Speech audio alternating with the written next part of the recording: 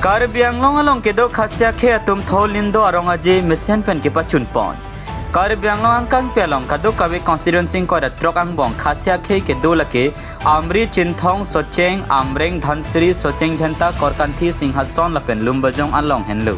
Lason je chinthong hawar mai seralong kedo Khasi akhei mate kherwang atum tami ningkan isia farman than arnam kar klimate ublai nongthau wa phaningkan isega farman sok chili longle peklo kliako mate chili rigreako akachutiki kechu e ke som ke messenger phan lapen anpar tame kesokyon e pirthya bura krem pen ke pejok je phansila bangso Thoh Lyngdoh arong aje kar klip pe pondu bangso arong aje ke claim arona tang lakela puson henlo aru achiklo ke cheng pen ke pinpo atum kar klika phejoji farman ingnam lo endampo puthara jo pen ke pinpo atum dawana hemwang pen arna makamate Thoh Lyngdoh tangti tik anke dawana hempen amethanga hem ke damlong lelu anke aru ni 5 ni ke pinpo maratum pen longri long pat arnam ke thok ke jer kar klika phejoji farman siwasuti ke cham arni lapen aru ni 5 trok arni ke Thoh Lyngdoh ke kan lapen rada tum tame chetongpu ke jut siar ni aru ni 5 trok siar ni ke risoe jangatum rit ke nongpu arni lo lapen ke halaswar ni pen ke kherwang Thoh Lyngdoh arat ke do anta chili ar e pe klub melo pusi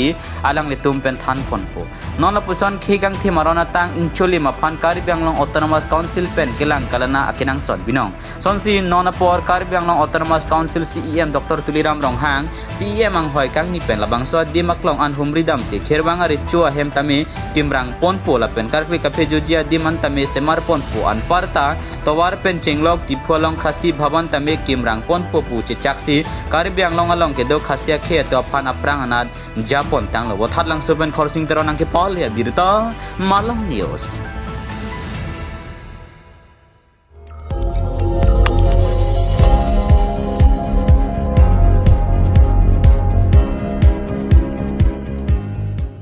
Itum kelang bom lake Malong News 24/7 hampang aparman klar da kabirta.